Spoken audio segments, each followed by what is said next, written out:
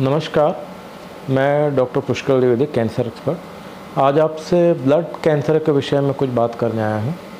Blood cancer को हम 3 part में डिवाइड करते हैं। समझाने की भाषा में 3 मोटे मोटे इसके डिवीज़न हैं। ल्यूकीमिया, लिम्फोमा, माइलोमा, ये तीनों ही ब्लड कैंसर के टाइप्स हैं। फिर इसके और अंदर जाएंगे तो और भी इसके डिवीज़न हैं, पर हम इसको सरल भाषा में कोशिश करूंगा कि मैं जितना समझा सकूं। जैसे ल्यूकीमिया को 4 टाइप हैं ल्यूकीमिया के। एक है एक्यूट ल्यूकीमिया, दूसरा क्रोनिक ल्यूकीमिया।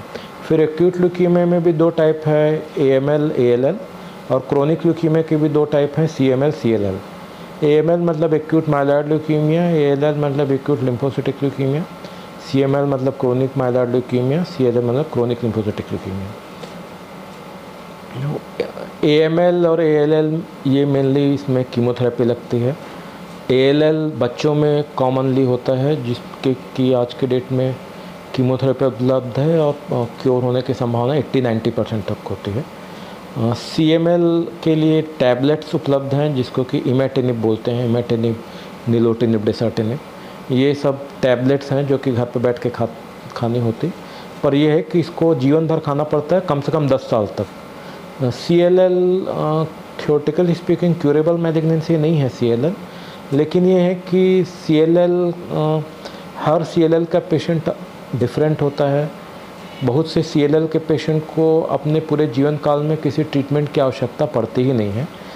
तो CLL एकमात्र ऐसा कैंसर है जिसमें कि खाली इसलिए कि किसी को CLL की बीमारी है उसको ट्रीटमेंट स्टार्ट कर दिया जाए, ऐसा नहीं होता। यदि वो उस पेशेंट को CLL की बीमारी से कोई प्रॉब्लम हो रही है तब उसका ट्रीटमेंट करते हैं। यदि पेशेंट एसिम्प्टोमेटिक है या मिनिमली सिम्प्टोमेटिक है तो CLL का ट्रीटमेंट नहीं करते। सिम्टम मतलब या तो वेट लॉस हो रहा है, या फीवर आ रहा है, या बार बार उसको फेफड़ों का इन्फेक्शन हो रहा है, या हीमोग्लोबिन ड्रॉप हो रहा है, प्लेटलेट ड्रॉप हो रहा है, बहुत बड़ी स्प्लीन या तिल्ली हो गई, बहुत बड़े बड़े बल्कि नोड्स, गांठ हैं। तो ये सभी सिम्टोमेटिक CLL है तभी उसको ट्रीट करते हैं, अदरवाइज़ उसको ट्रीट नहीं करते। CLL क्यूरेबल नहीं है, ट्रीटेबल है। मतलब आप ट्रीट करके पेशेंट का जीवन आगे बढ़ा सकते हैं, पर 100% क्योर नहीं होता CLL। लेकिन ये है कि CLL के अधिकांश पेशेंट मतलब 100 में कम से कम 70% मरीजों को तो उनके पूरे जीवन काल में ट्रीटमेंट की आवश्यकता पड़ती ही नहीं, खाली ऑब्जर्वेशन में रखते हैं। मुश्किल से 30 से 40% मरीजों को ही ट्रीटमेंट की आवश्यकता पड़ती है, और उसके लिए आज के डेट में first line, second line, third line बहुत सारी कीमोथेरेपी उपलब्ध है। और अच्छी बात है कि वो सब ट्रीटमेंट अब आयुष्मान के माध्यम से फ्री भी कर सकते हैं, और उसको काफ़ी अच्छे तरीके से कंट्रोल किया जा सकता है, ट्रीट किया जा सकता है।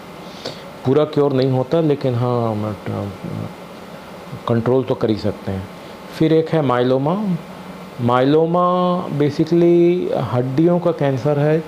माइलोमा सेल हमारे शरीर में होती हैं, जब उसका परसेंटेज 10% से ज़्यादा होता है तब उसको हम बोलते हैं कि भाई ये माइलोमा, मल्टीपल माइलोमा हो गया।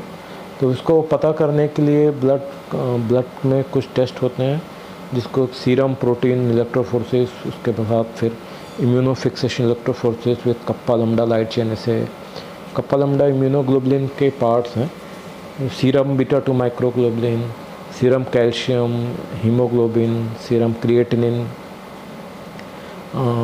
ये सब कुछ टेस्ट हैं। बोन मैरो बायोप्सी, ये सब कुछ टेस्ट हैं। ये टेस्ट करके पता किया जाता है कि इसको माइलोमा है कि नहीं। यदि माइलोमा है तो कौन सा स्टेज का है, और इसको ट्रीटमेंट की आवश्यकता है कि नहीं है। क्योंकि माइलोमा में भी कुछ माइलोमा जो एसिम्प्टोमेटिक होते हैं या स्मोल्डरिंग माइलोमा जिसको बोलते हैं, उन सब को ट्रीटमेंट की आवश्यकता नहीं होती। सिम्प्टोमेटिक माइलोमा है तो ऑफकोर्स उसको ट्रीटमेंट की आवश्यकता होती।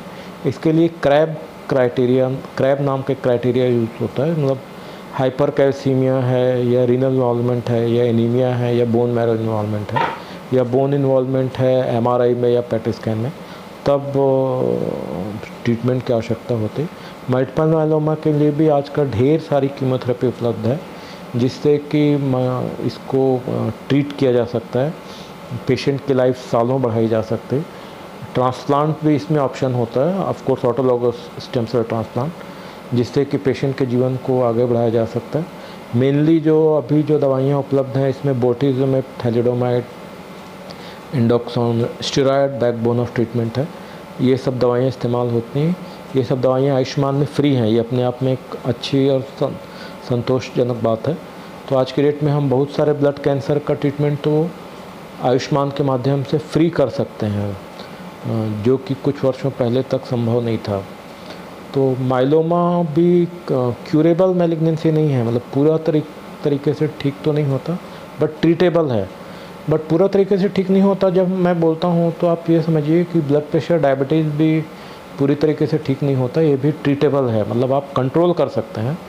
ब्लड प्रेशर के लिए भी जीवन भर मेडिसिन चलती है, डायबिटीज़ के लिए भी जीवन भर मेडिसिन चलती है। मतलब उसी तरीके से कुछ कैंसर भी हैं जो कि दवाइयों के माध्यम से आप कंट्रोल कर सकते हैं, पर पूरा जड़ से ठीक नहीं होता है। ये बात हर कैंसर पे अप्लाई नहीं है।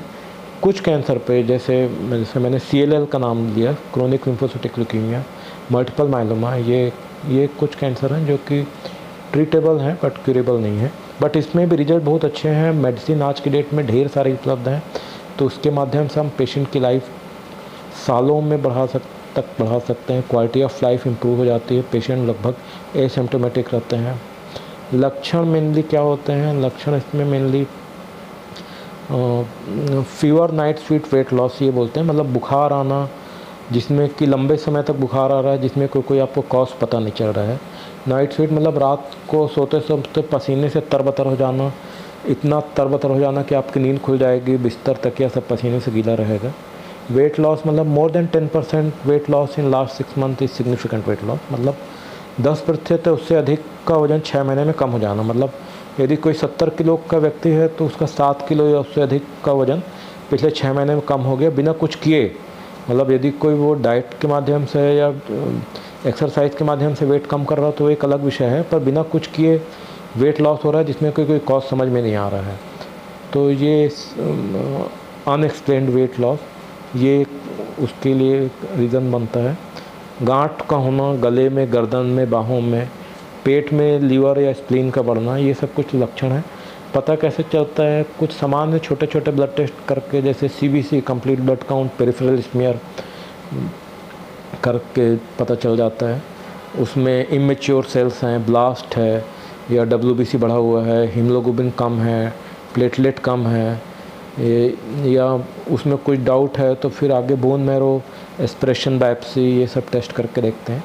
फिर बोन मैरो में और further test, cytogenetics, flow cytometry, FISH, ये सब टेस्ट करके कंफर्म करते हैं कि ब्लड कैंसर है कि नहीं है तो कौन से टाइप का है। उसके बाद आजकल तो इसका रिस्क स्ट्रेटिफिकेशन, मतलब गुड रिस्क है कि हाई रिस्क है, ये पता करने के लिए भी फिश नाम के टेस्ट करके ये पता करते हैं कि इसका आने वाले समय में इसका बिहेवियर कैसा रहने वाला है, इसके लिए क्या टारगेटेड थेरेपी दें तो ठीक होने का चांस ज़्यादा है।